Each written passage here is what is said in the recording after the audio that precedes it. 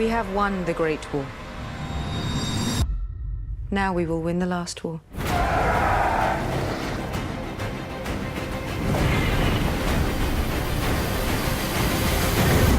We'll rip her out root and stem. We hope to kind of avoid the expected, and Jon Snow has always been the hero, the one who's been the savior, but it just didn't seem right to us for this moment. We knew it had to be Valyrian steel to the exact spot where the Child of the Forest put the Dragonglass blade to create the Night King, and he's uncreated by the Valyrian steel. At the end of it, it's a victory for the living, but at great cost because some of our favorite characters fall along the way.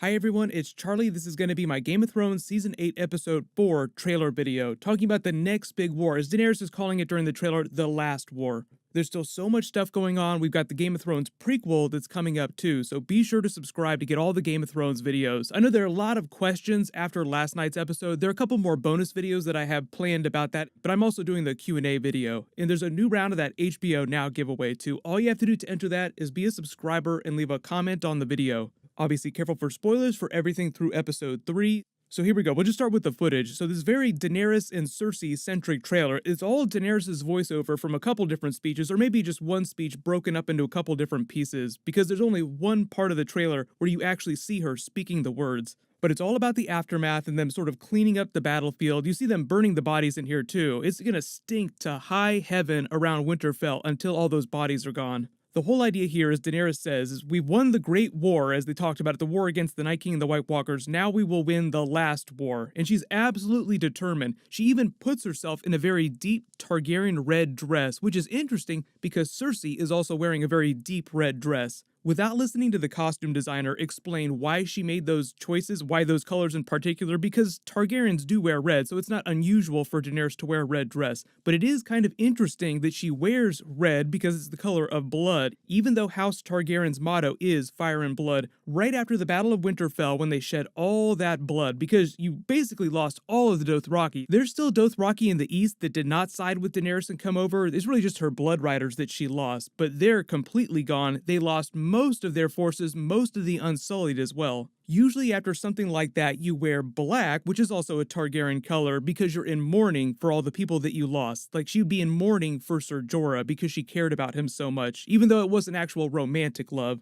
You see her in the red dress toasting everyone in the Great Hall because they're obviously really excited that they all survived. They finally won the war. Now it's time to get ready for the next one. You could draw all kinds of metaphors about the Red Wedding, Arya's reverse Red Wedding, all the red blood that they're going to be shedding during the last war, which it seems like might be most of episode 5, although I don't think that the battle will be quite as big as the Battle of Winterfell, just in terms of a production. Biggest difference in the next big battle is that it'll probably take place during daytime, hopefully, so you'll actually be able to see what's going on, and because of that, geographically it'll be much easier to place yourself. Whereas it seemed like the Battle of Winterfell was the biggest that the show had ever done, it may have actually taken place over a much smaller area, because Winterfell, even though it's a huge castle, isn't nearly as big as the Red Keep and King's Landing. Daenerys says they'll rip Cersei out root and stem. I guess that she's the root and Euron is the stem, because it seems like Euron is proposing to her in this trailer, and she'll probably wind up accepting, because even if she doesn't like him that much, she still needs his help, so she needs to keep that alliance intact. So as Stannis Baratheon would say, go ahead, do your duty. Like when he was talking to Brienne, he knew what was about to happen, and even though it wasn't going to be pleasant, he knew that it had to go down that way. Cersei's backed herself into a corner, and now she's doing everything she can to keep her House of Cards from collapsing. You get a really good shot of the smoldering remains of Winterfell post-battle the next morning. Like I said, they'll probably reflect this in the opening credits. Cersei and Euron looking down at the commoners in King's Landing, walking around in the square, giving you a really big look at the front gate. That'll be important for the next big battle episode. Like they did for Winterfell, they built all these new King's Landing sets because they're going to be using them way more than they have in previous seasons. Most of their King's Landing city shots are filmed in and around Dubrovnik in Croatia, but a lot of the big battle stuff that they're getting ready to film at King's Landing, they filmed on their Titanic set. They had to build special sets just because of what they're doing during the battle. We don't know exactly how the battle's going to go down, but we do have a broad idea, and we know finally we're going to get to see the Golden Company in action. You see Sansa watching the Northerners as they clean up the battlefield and start to repair the worst damage to Winterfell. It's going to take them a long time to rebuild Winterfell, but it's not nearly as destroyed as I expected it to be. I knew that some of the castle would be left, but when you saw the Night King use Viserion to just plow right through one of the walls towards the end of the episode, I expected a lot more of that. But Viserion did spend like the last at least 10 minutes of the episode just breathing blue flame all over the courtyard. The weird thing about the way they cut the trailer too is it seems like everyone is headed down to King's Landing on Daenerys' ships eventually, but based on the misleading way that they cut this, it seems like Sansa might not go back to King's Landing with them, which would be interesting because she did vow a long time ago never to go back just because her time with Joffrey, with the Lannisters was so bad, she never ever wanted to return. So you guys can let me know in the comments, just assuming that this trailer is misleading, do you think that Sansa actually will go back to King's Landing before the end of the season? Because remember, even though we have this episode 5 big battle coming up, we don't know exactly everything they're going to be doing during the finale, and the finale is going to be one of their longest episodes ever. You see Daenerys walking around the halls of Winterfell in that deep red dress. You see Rhaegal fly over Daenerys' ships as they're sailing for King's Landing. You also see Rhaegal and Drogon flying over Sansa, standing on the battlements of Winterfell. So confirmed to both be alive and well, none the worse for wear. I know a lot of people were wondering what happened to Rhaegal after he and Jon Snow went down. It seemed like he was still alive, and unless you see a body, you can't really say yes or no, because there have been a couple deaths that happened off screen. Summer sacrificed himself to allow them to get away. You didn't exactly see him die, so it seemed like it happened off screen. So I think everybody was kind of worried, especially until we saw Ghost in this trailer too, very good boy, who also shows up outside, that we didn't know whether or not they killed him off screen too, because he ran to the assault with the Dothraki and Ser Jorah at the beginning of the episode, but you never really saw him come back, so everyone was just kind of crossing their fingers. Speaking of which, I don't think that Ghost would be down for Carrion or the dragons either. There still is food for them to eat up there, and now that they have maybe a fraction of their troops, it's not like they're going to run out of their food faster. They haven't actually taken a head count yet either, for those of you that are asking how many of their troops are left. But you get shots of Sansa, Arya, Jon Snow, the rest of the survivors standing outside while we're getting that Daenerys voiceover, which is probably coming from a different scene. You see Daenerys speaking the second part of her quote though, talking about ripping Cersei out root and stem inside their planning room there, so maybe that whole speech just comes from this one scene. There's a scene of Daenerys checking on Drogon. I love the look on his face. It's almost like he's smiling, a big dragon, toothy smile at something. But because Daenerys is looking up in the sky, they're both probably looking at Rhaegal and maybe Jon on Rhaegal. So she's probably just relieved that both of her children are still alive. There's a scene of Arya kissing Gendry later that night. It'll be interesting to see, now that the survivors have sort of found each other and they're starting to clean things up, how much post-battle sex happens during this episode. A lot of you remember that Robert Baratheon quote from season 1 in the pilot when he said, "I have a son, you have a daughter," to Ned Stark, let's get them together. Well, you can actually still do that with Arya and Gendry now, depending on how you think they wind up. It'll be funny to see how Cersei reacts to Gendry if they wind up in a scene together, knowing that one of Robert's bastards still exists out there.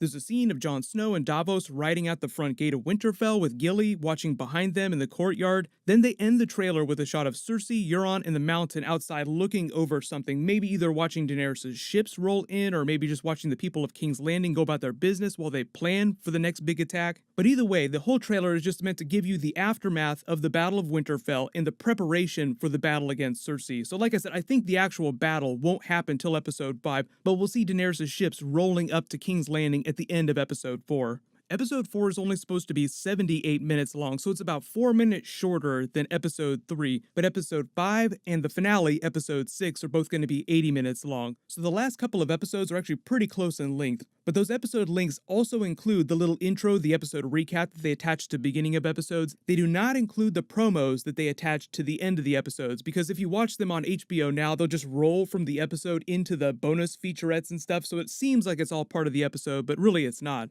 I know a lot of you are still sort of reeling about the swerves, or the seeming swerves, on the prophecies Azor Ahai because of Arya killing the Night King during episode 3. There's actually a video that I have planned for that later this week, because there was a very interesting original plan that George R. R. Martin had for Song of Ice and Fire before he changed. There was going to be a big time jump, so a lot of the younger characters like Arya, Sansa, Jon Snow, by the time this stuff was happening in A Song of Ice and Fire, originally it was planned that they would be much, much older. But he wound up canceling those plans, things went down a little bit differently, but the main players were largely still the same, although a lot of the plot machinations and character relationships wound up changing. Like originally there was going to be an Arya love triangle with Jon Snow and Tyrion in the original outline that he had, so just to give you an idea for how different his original plan for Game of Thrones was. There's so much other stuff happening this week. That video probably won't post till Wednesday or Thursday, but I will also be doing a Q&A video just like I've done for previous episodes. But when it comes to Azor Ahai, there are still a couple of twists that I'm expecting that could fulfill the prophecy just in a way that you're not expecting. Like Dan and Dave say during that featurette where it was really important for them not to play to people's expectations, even though that Jon has been the main hero thus far. They didn't want him to be the one to kill the Night King. So I will try to address how much of that I think was part of George R. R. Martin's plan that he gave to Dan and Dave when they were plotting out the rest of the series, because a lot of the big beats are based on what Martin told them. And Martin actually even recently did talk about how much his ending would be similar to what they're doing on the show. So I'll talk about some of the differences that he discussed and some of the similarities, because you will be surprised by how much of it will be similar to the way that Dream of Spring and Winds of Winter are supposed to go down. But a lot of the big differences too, especially thematic differences, by the end of the finale we'll be talking about after we get episode 6. But if there are any big videos that you guys want me to do about all this, let me know in the comments. Congratulations to the last big giveaway winner, Bruno Kerhoney. Please email me on the About page on my channel so I can get your details. While you wait for everything, click here for my episode 3 video and click here for my episode 2 video. Thank you so much for watching. Everybody stay awesome. I'll see you guys tonight.